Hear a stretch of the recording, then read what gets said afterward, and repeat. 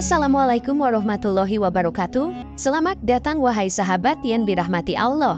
Yang sudah like dan subscribe saya ucapkan terima kasih. Dan saya doakan semoga diberkahi keselamatan dunia dan akhirat. Dalam keseharian kita, seringkali kita terfokus pada interaksi dan hubungan antar manusia. Namun seringkali kita lupa bahwa kasih sayang dan perhatian juga perlu diberikan kepada makhluk-makhluk lain di sekitar kita. Dalam ajaran Islam, pentingnya menyayangi semua makhluk hidup, termasuk hewan, merupakan sebuah prinsip yang sangat ditekankan. Sebuah hadits mengatakan, sayangilah penduduk bumi, niscaya penduduk langit akan menyayangimu, menggarisbawahi urgensi kasih sayang terhadap seluruh ciptaan Allah. Dari sini timbul pertanyaan, apakah dalam Islam diperbolehkan mendoakan kucing yang sakit atau bahkan yang telah meninggal, dan apa dampaknya bagi kita? Mari kita telusuri lebih dalam tentang konsep ini.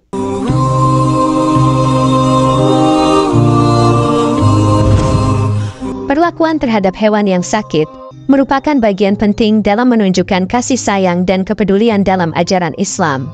Pandangan Ibnu Battal, sebagaimana disampaikan dalam kitab Fathul Bari bi Syarhi Sahihil Bukhari oleh Ibnu Hajar al-Asqalani, menjelaskan bahwa hadits sayangilah penduduk bumi, niscaya penduduk langit akan menyayangimu, menekankan pentingnya menyayangi semua makhluk, baik manusia maupun hewan, tanpa memandang agama, baik binatang peliharaan maupun binatang liar. Dalam pandangan Islam, mendoakan hewan, termasuk kucing yang sedang sakit, adalah diperbolehkan. Sebenarnya, doa untuk keselamatan dan kesejahteraan semua makhluk hidup merupakan wujud konkret dari kasih sayang yang ditanamkan dalam ajaran Islam. Sebagaimana disampaikan dalam sebuah hadits Rasulullah, barang siapa yang tidak menyayangi, maka tidak akan disayangi, yang menegaskan pentingnya kasih sayang dan belas kasihan terhadap seluruh ciptaan Allah. Dengan demikian, ketika seorang muslim menghadapi hewan kesayangannya yang sakit, mereka diajarkan untuk merasa empati dan bertindak sesuai dengan nilai-nilai kemanusiaan yang dianut dalam agama Islam. Mendoakan kesembuhan dan kesejahteraan hewan tersebut adalah langkah yang dianjurkan dalam mengekspresikan rasa kasih sayang dan kepedulian yang mendalam. Kemudian ketika seorang pemilik menghadapi kenyataan bahwa hewan kesayangannya telah meninggal, Islam mengajarkan untuk menghormati dan memperlakukan hewan tersebut dengan layak. Dalam konteks ini, pertanyaan pun muncul, apakah kita boleh mendoakan hewan yang telah mati? Dalam Islam, tidak ada hukum khusus terkait dengan mendoakan hewan yang telah meninggal. Namun, ada tuntunan untuk memperlakukan hewan yang mati dengan adab-adab yang berlaku dalam agama. Meskipun kucing yang meninggal dianggap sebagai hewan yang mati, prinsip-prinsip tata krama penghormatan terhadap makhluk hidup masih berlaku. Jika seseorang sangat menyayangi kucingnya, tindakan pertama yang dapat dilakukan adalah membersihkan tubuh kucing tersebut. Ini dapat dilakukan dengan memandikannya, kecuali jika kucing tersebut terkena penyakit menular yang berbahaya bagi manusia. Dalam hal ini, keamanan manusia harus diprioritaskan. Setelah membersihkan tubuh kucing, langkah selanjutnya adalah menguburkannya dengan cara yang baik dan benar. Dalam Islam, tubuh hewan yang mati harus dikuburkan dengan layak.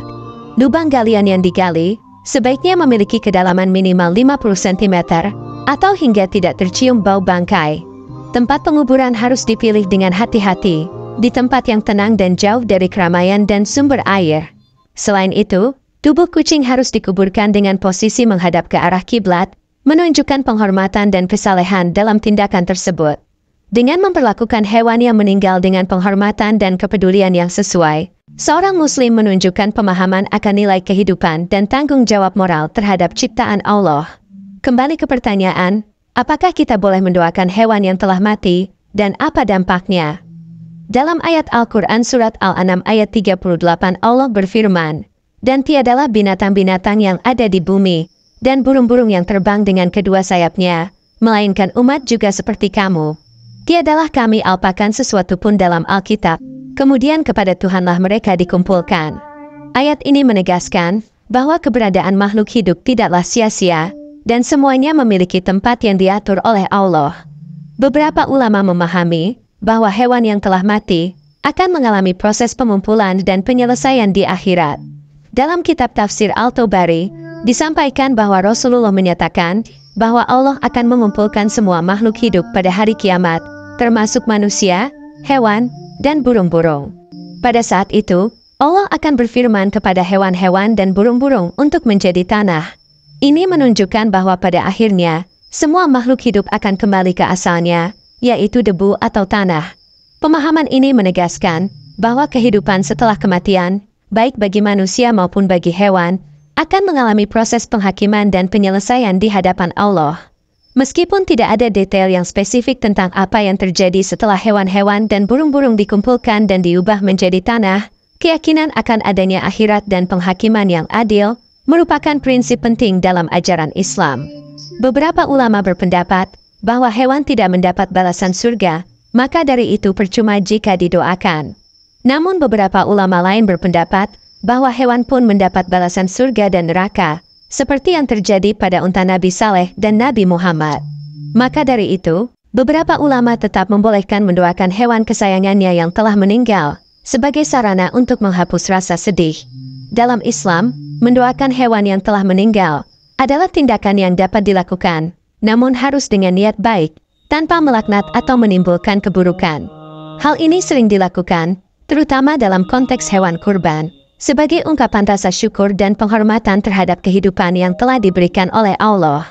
Untuk menghapus rasa sedih atas kepergian hewan kesayangan, seorang muslim dianjurkan untuk membaca doa dengan niat tulus dan baik.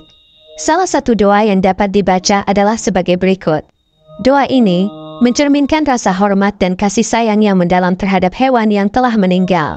Selain itu, doa ini juga mencerminkan keyakinan Islam bahwa kebaikan yang dilakukan akan kembali kepada pelakunya, sesuai dengan firman Allah dalam Al-Quran. Barang siapa yang berbuat baik, maka itu untuk dirinya sendiri. Ini berarti, doa yang kita panjatkan, seandainya tidak sampai kepada penerima, doa tersebut tetap berdampak kepada pemberi doa. Dengan membaca doa ini, seorang muslim tidak hanya mengungkapkan kesedihannya atas kepergian hewan kesayangannya, tetapi juga berharap untuk kebahagiaan dan keberkahan bagi hewan tersebut di akhirat, serta memohon ampunan bagi dosa-dosanya. Mendoakan yang baik memiliki keuntungan besar dalam Islam, dan ini berlaku juga ketika mendoakan kepada hewan, termasuk kucing. Dalam ajaran Islam, tidak ada kerugian dalam mendoakan yang baik, bahkan tindakan tersebut berpotensi mendatangkan kebaikan yang sama bagi pelakunya. Rasulullah dalam haditsnya menyampaikan bahwa doa seorang muslim kepada saudaranya tanpa sepengetahuannya adalah doa yang mustajab. Di sisi orang yang akan mendoakan saudaranya tersebut, malaikat akan mengaminkan. Dengan demikian, orang yang mendoakan dengan kebaikan akan mendapatkan kebaikan yang serupa dengan orang yang didoakannya. Maka dari itu, Islam sangat menekankan untuk menjauhi doa kejelekan kepada orang lain. Sebab, doa tersebut bisa berbalik kepada diri sendiri. Alama Sayyid Abdullah bin Alawi Al-Haddad dalam Risalatul Muawanah wal Muzaharah wal Muazaroh, menegaskan larangan mendoakan jelek atau melaknat, baik itu ditujukan pada diri sendiri, orang lain, maupun sesuatu yang lain di luar diri sendiri. Nabi Muhammad juga memberikan contoh yang baik, ketika beliau dizolimi oleh orang-orang Taif yang menolak dakwahnya. Beliau tidak membalas dengan doa kejelekan, namun justru mendoakan agar mereka tetap diberi keselamatan atau hak hidup. Hal ini menunjukkan sikap yang mulia, dan pemahaman yang mendalam tentang kekuatan doa dalam Islam. Hadits yang diriwayatkan oleh Imam Muslim dari Jabir bin Abdullah mengajarkan kita agar tidak mendoakan keburukan terhadap diri sendiri, anak-anak, ataupun harta bendanya. Rasulullah menegaskan bahwa doa buruk bisa berbalik kepada pengirimnya. Bahkan dalam hadits Abu Darda Nabi bersabda, tidaklah seorang hamba muslim yang mendoakan saudaranya di belakangnya tanpa sepengetahuannya, kecuali malaikat berkata, dan doa yang sama untukmu. Sehingga, mendoakan kebaikan bagi orang lain, juga akan membawa kebaikan bagi diri sendiri. Dari pemahaman ini kita dapat menyimpulkan, bahwa dalam situasi seperti kematian kucing kesayangan, mendoakan kebaikan bagi hewan tersebut adalah langkah yang dianjurkan dalam Islam. Dengan berdoa agar hewan yang telah meninggal diberi tempat yang layak di sisi Allah dan senantiasa berada dalam perlindungannya, kita tidak hanya mengekspresikan rasa kasih sayang kita terhadap makhluk Allah, tetapi juga membawa kebaikan bagi diri sendiri. Ini sejalan dengan ajaran Islam yang menekankan pentingnya berbuat baik kepada sesama dan menolak untuk mendoakan keburukan, baik bagi diri sendiri maupun bagi orang lain. Semoga dapat bermanfaat untuk kita semua. Wallahu a'lam bishawab. Wassalamualaikum warahmatullahi wabarakatuh. Yang sudah like dan subscribe semoga masuk surga.